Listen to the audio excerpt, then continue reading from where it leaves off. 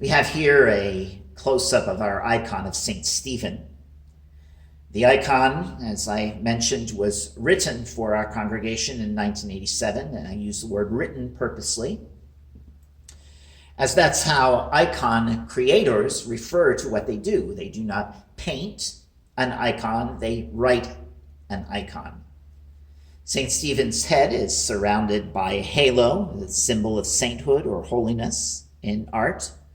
And under the name Stephen are the words proto-martyr and proto-deacon. When you have the word proto, it means first, as in a prototype. So St. Stephen is the first martyr, the first one who shed his blood for Christ, who bore witness, that's what the word martyr means, bore witness with his life for the name of Christ. And he is the first of the order of deacons. The deacons in the early Christian community were those who were responsible for the poor of the Christian community. In many churches today, there is still an order of deacons. In the early church, the three orders were bishop, priest, and deacon. And so still today, in the Roman Catholic and Orthodox and Anglican communions, we have deacons, and in some Lutheran churches as well. St. Stephen is wearing red, as befits a martyr, representing the shedding of blood. As well, he's wearing a stole, and the stole goes over one shoulder. Pastors or priests wear a stole over both shoulders, but a deacon's stole goes over one shoulder.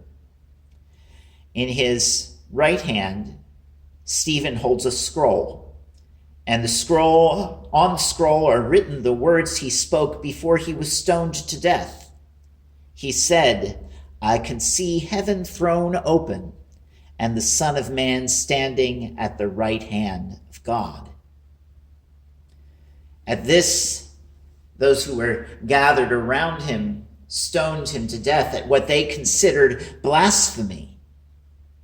And yet, just as Jesus said from the cross, "Father, forgive them, for they do not know what they do," Stephen said as they were stoning him, "Lord Jesus, receive my spirit. O Lord, do not hold this sin against them." In his left hand, St. Stephen holds the representation of a church. And this is because also in the early church, maybe after 100 years or so, one of the responsibilities of the deacons, in addition to making sure the poor had food for their bodies, was to make sure they had food for their spirit. They would take the Holy Communion from the church service to those who could not attend due to illness. And often they carried the communion elements in a box that was shaped like a church. If you look closely, and if you know our church, you will see that the particular church that St. Stephen is carrying is our church. It is shaped like our church building.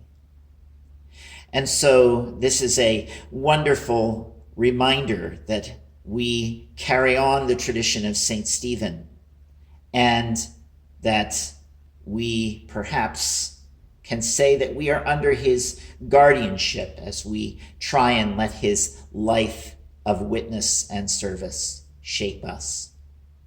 I hope that you have enjoyed learning about St. Stephen and about our icon.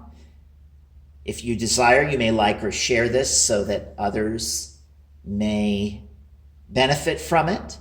And please feel free to subscribe to our YouTube channel to find more videos like this. May God bless you as you live the life of witness and service to which Christ calls us.